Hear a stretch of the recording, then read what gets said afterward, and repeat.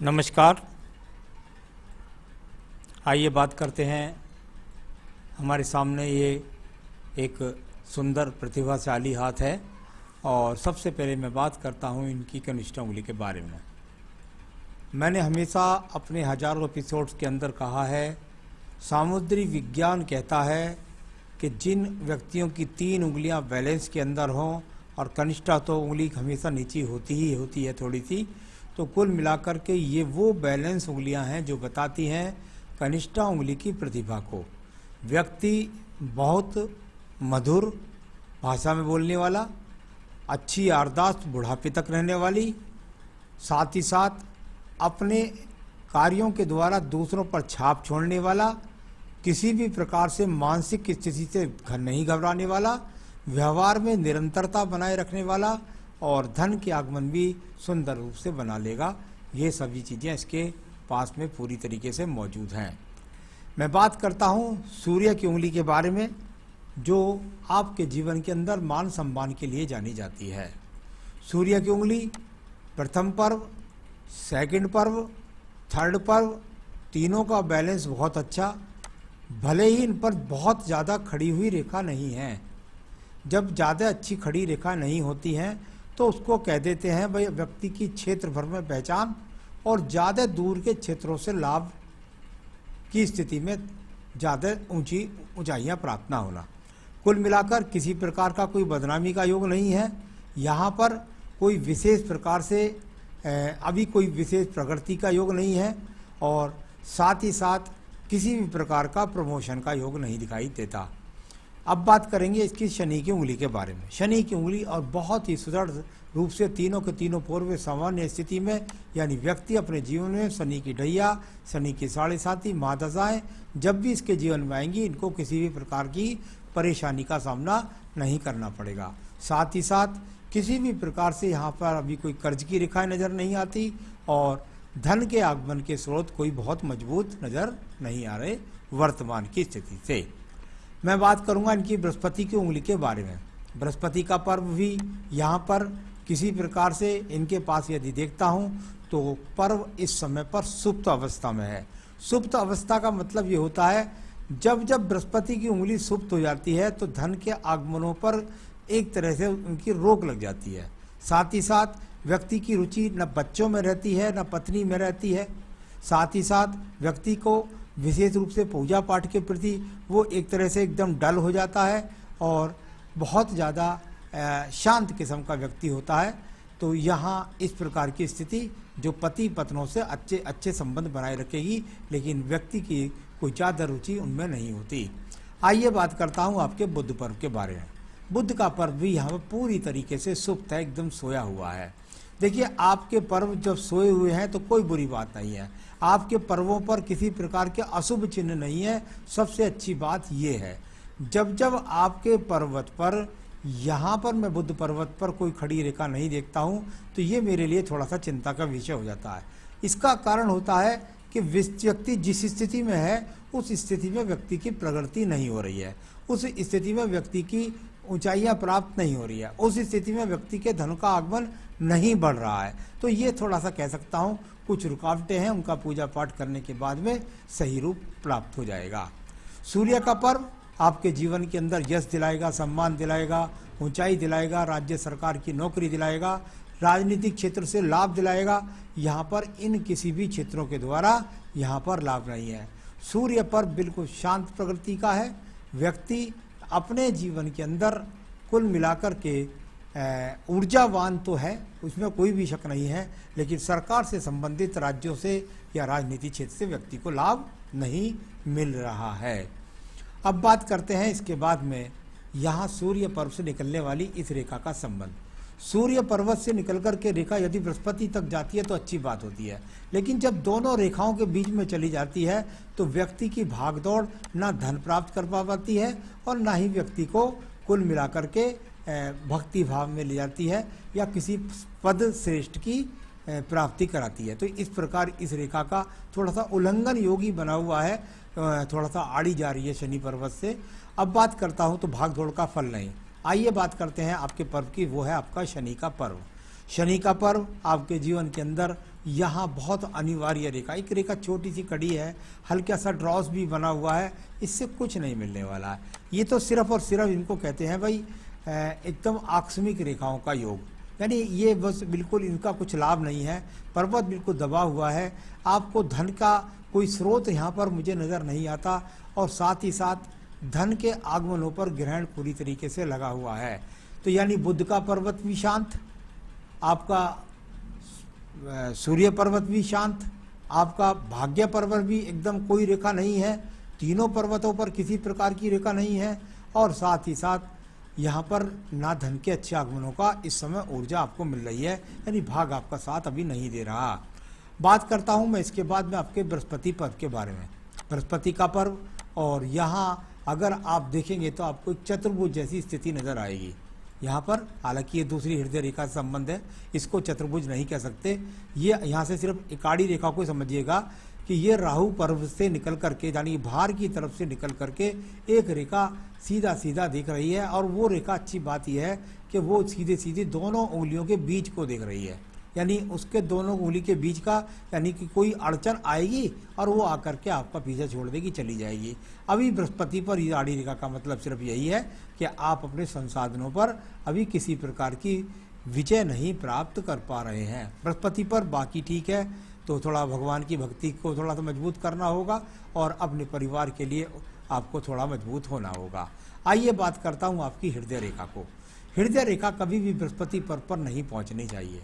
इससे एक रेखा का नीचे को चलना, यानी कि परिवार के प्रति, पत्नी के प्रति उदासीन हो जाना, या एक तरह से कह सकते हैं कि भाई मन के अंदर धन की प्राप्ति करना चाहते हैं। हृदय की रेखा बृहस्पति को दिख रही है, हृदय रेखा थोड़ा सा मंगल पर्वत को दिख रही है। अच्छा और मकान प्राप्त करना चाहते हैं, अच्छी और ज़मीन प्राप्त करना चाहते हैं, साथ ही साथ अच्छा पद प्राप्त करना चाहते हैं, ऐसी उम्मीदें हाथ से चल रही हैं। और ये बात भी पक्की है कि जब ये रेखा यहाँ जाती है और यहाँ रेखा इसको देखती है तो ये चीज़ें व्यक्ति को प्राप्त भी होती हैं।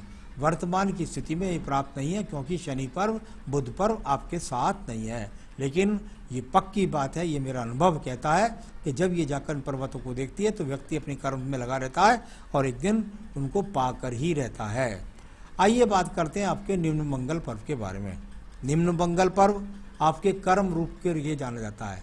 जब जब ये निम्न मंगल की रेखाएं यहाँ से निकल करके और कहीं ना कहीं आपकी बुद्धि रेखा में जाती है तो व्यक्ति योजना तो बना रहा है और साथ ही साथ भाग्य रेखा से भी संपर्क बना रही है, इसमें से निकल करके रेखा, परंतु व्यक्ति को अभी कह रहे हूँ कि बहुत ज़्यादा ऊर्जात्मक चीज़ नहीं दिखाई देती। जो आपकी मेहनत है इसमें कृपया करके और मेहनत को बढ़ाइएगा, तभी आपको संसाधनों की अच्छी प्राप्ति होगी। चलिए मैं बात करूंगा इसके बाद में आपकी बुद्धि रेखा के बारे में। ऐसी सुंदर बुद्धि रेखा जिस व्यक्ति के पास में होती है वो बुद्धि से कभी भी कमज़ोर नहीं होता। मन से मजबूत, अपनी बुद्धि का इस्तेमाल करने वाला, सही समय पर सही निर्णय लेने वाला, मंगल से मंगल को देखने वाली रेखा, यानी कुल मिलाकर योजनाओं में कहीं ना कहीं टेक्निकल चीज़ का इस्तेमाल करके और जीवन में आगे प्रगति पर बढ़ जाता है। यहाँ ये अच्छे स्वरूप यहाँ आपकी रेखाओं में है। यहाँ पर द्वितीय मंगल पर्वत पर कोई भी रेखा नहीं है, ना तो झगड़े झंझट कर या लड़ाई झगड़े की प्रवृत्ति है व्यक्ति की, और ना ही किसी भी प्रकार से व्यक्ति आप मुकदमों का, झगड़ों का, झंझटों का इनका सामना करेगा। तो ये सब चीज़ें यहाँ पर दिखलाई पड़ती हैं। अच्छी बुद्धि रेखा और मंगल पर्वत दोनों के दोनों अच्छे इन्वॉल्वमेंट लेकर के इनके हाथ के अंदर मौजूद है, तो मेहनत करिएगा थोड़ी सी। अब बात करता हूँ, यानी मंगल को ऊर्जित करना ज़्यादा जरूरी है। आपका मंगल ऊर्जित हो गया तो आपके जीवन के अंदर सब कुछ ऊर्जित हो जाएगा, सब कुछ आपको प्राप्त हो जाएगा। मैं बात करूंगा आपके यहाँ पर रेखा के बारे में, और वो है आपका चंद्र पर्वत के बारे में। चंद्र पर्वत वर्तमान में कुछ क्रॉस का सा चिन्ह बनाकर के भाग्य रेखा के साथ मिलकर शुक्र पर्वत के अंदर एंट्री कर रहा है। यानी कि ये वो रेखा है जो एक प्रकार से ऐसी बोली जा सकती है कि आपके जीवन के अंदर यदि कभी भी एक्सपोर्ट इंपोर्ट जैसा अवसर आए तो निश्चित रूप से उसका इस्तेमाल कर लीजिएगा। थोड़ा एक्स का चिन्ह है, कह सकता हूँ कि थोड़ा सा मानसिक चिंता हो सकती है उस योजना के अंतर्गत, लेकिन यदि ऐसा अवसर मिले तो कर लीजिएगा। कभी कभी ऐसे लोगों को एक्सपोर्ट इंपोर्ट यानी आयात निर्यात का भी मौका मिल जाता है। देश में नहीं, विदेश तक भी व्यक्ति उसको पहुंचा देता है और उससे लाभ उठा लेता है। तो ऐसा अगर कहीं आपको कोई मौका मिले तो उसको ज़रूर कैच कर लीजिएगा।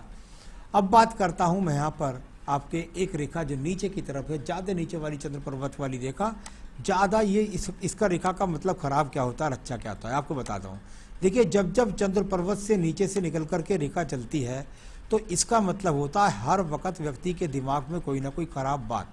कभी व्यक्ति ड्रिंकिंग कर सकता है, कभी व्यक्ति कुल मिलाकर के एक तरह से खराब चाल चलन का शिकार हो सकता है। कभी कभी देखना में आता है कि वो सारे दिन काम ही कुछ नहीं, काम काम काम। तो ये भी एक बुरी बात है, बुरी लत है। ये एक रेखा नीचे वाली इस बात को दर्शाती है। दोनों रेखाएं थोड़ा सा ऊपर एक्स बना रही है। तो कृपया करके काम पर ध्यान करिए, लेकिन उसको डिप्रेशन का कारण ना बनाएं। अब बात करते हैं आपकी यहाँ पर भाग्य रेखा के बारे में। इसका भी उदय थोड़ा सा दूर से है, यानी व्यक्ति स्वयं से अपने आप का निर्माण करता है। और आगे ये रेखाएं आपकी भाग्य रेखाएं सुप्त स्थिति में पड़ी हैं, यानी यहाँ भी अगर मैं देखूँ तो भाग्य रेखा तो हैं लेकिन सुप्त हैं। और सुप्त को जरा सा ऊर्जा दे दीजिएगा। 2-4 पूजा पाठ है, एक आध पूजा पाठ है, उसको कर लीजिएगा, एक आध रत्न धारण कर लीजिएगा, बस आपका इंजन चल जाएगा, सब रेखाएं आपकी ऊर्जित हो जाएंगी। तो ये अच्छी भाग्य रेखा है, आपका इंतजार कर रही है, इसको बस थोड़ा सा ऊर्जित करने की आवश्यकता है। चलिए बात करता हूँ मैं शुक्र पर्वत के बारे में। शुक्र पर्वत मैंने अधिकांश में देखा है, जब हाथ के अंदर इतना चौड़ा होता है तो व्यक्ति के जीवन के अंदर ये वो पर्वत है जो बताता है आपके जीवन के अंदर कि आपको पर्वत यदि चौड़ा है तो पारिवारिक स्थिति से संसाधन व्यक्ति को मिलते हैं, यानी परिवार का सुख सहयोग के साथ साथ कुछ न कुछ प्रॉपर्टी के योग भी मिलते हैं। थोड़ी बहुत यहाँ रेखाएं चिंता की रेखाओं के रूप में है, तो कोई यहाँ पत्नी के साथ तो सब तरीके से संबंध अच्छे हैं। तो ये तो सब मैंने आपकी रेखाएं बताई। अब बताता हूँ मैं आपकी आयु रेखा के बारे में। अगर आप अपनी आयु रेखा को देखेंगे तो आपकी आयु रेखा यहाँ से निकली और ये पहुँच गई लगभग 77-78 वर्ष की। आपकी आयु रेखा भी आपके हाथ के अंदर मौजूद है। तो यहाँ सारी रेखाओं को मैंने बताया, 2 मुखी आखिर में हो रही है। जीवन के सभी संसाधन आपको यहाँ जीवन के आखिर में प्राप्त हो जाएंगे, कि चिंता ना करें। आइए सवालों पर चलते हैं। आपने कहा 4 महीने से काम नहीं हो रहा है, रुकावट है। जो भी रुकावट है थोड़ा सा पूजा पाठ बता दूंगा, उससे दूर हो जाएगी। वैसे हो सकता है कि देशकाल पात्र का, क्योंकि मुझे हाथ में सुप्त अवस्था नजर जरूर आई है, लेकिन काम रुकने की अवस्था चिंता ना करें, आगे भी नहीं होगी। थोड़ा सा ऊर्जित कर लीजिएगा, जो पूजा पाठ नग में बताता हूँ, उसके बाद देखिएगा आपकी गाड़ी बिल्कुल बढ़िया चलेगी और जीवन के संसाधन पूरे करेंगे। जमीन जायदाद बना पाऊंगा कि नहीं? निश्चित रूप से आप अपनी जमीन जायदाद बना पाएंगे। अभी जिस एज में है इससे लगभग आपको 4 या 5 साल का इंतजार अभी आपको करना पड़ेगा। फैमिली लाइफ कैसी रहेगी? बिल्कुल बढ़िया रहेगी। पत्नी के साथ कोई वैचारिक मतभेद नहीं होंगे। उनके प्रति कृपया करके सुप्त न बने, अपनी जिम्मेदारियों में खेलें, अपना काम करें, व्यापार करें, लेकिन कुल मिलाकर थोड़ा सा शरीर के साथ खेलना भी चाहिए, ऊर्जा भी रखनी चाहिए। तो उससे मन की जो उम्मीदें हैं वो ज़्यादा बढ़ जाती हैं। हेल्थ के लिए मैं थोड़ा सा मुझे इशूज़ इसमें नज़र आए हैं। आने वाले समय में थोड़ा सा हेल्थ इशूज़ आपको परेशान कर सकते हैं, तो थोड़ा सा खान पान पर अपना नियंत्रण रखिएगा। कुछ पूजा बताऊंगा, उससे आपको परेशान नहीं करेंगे। अमीर बन पाऊंगा? अरे बिल्कुल निश्चित रूप से बन पाएंगे। कोई ऐसी बात ही नहीं है कि आप ना बन पाएँ अमीर, तो अमीर निश्चित रूप से बन पाएंगे। और अपने जीवन के अंतर्गत आप क्या करें जिससे आपकी रेखाएं ऊर्जित होकर के दोबारा से आपके जीवन में आपके संसाधनों को बढ़ा दें। सबसे पहले तो मैं जरूर कहूँगा, बहुत जल्दी से जल्दी आप इस उंगली में एक पुखराज पहनिएगा। यहाँ पर आपको एक श्रीलंकन पुखराज पहनना है, बेहतरीन सर्टिफाइड। तो यदि आपको मिल जाता है तो बहुत अच्छी बात है, नहीं मिले तो मुझसे संपर्क कीजिए, मैं रिंग बनवाकर आपके स्थान तक पहुँचा सकता हूँ।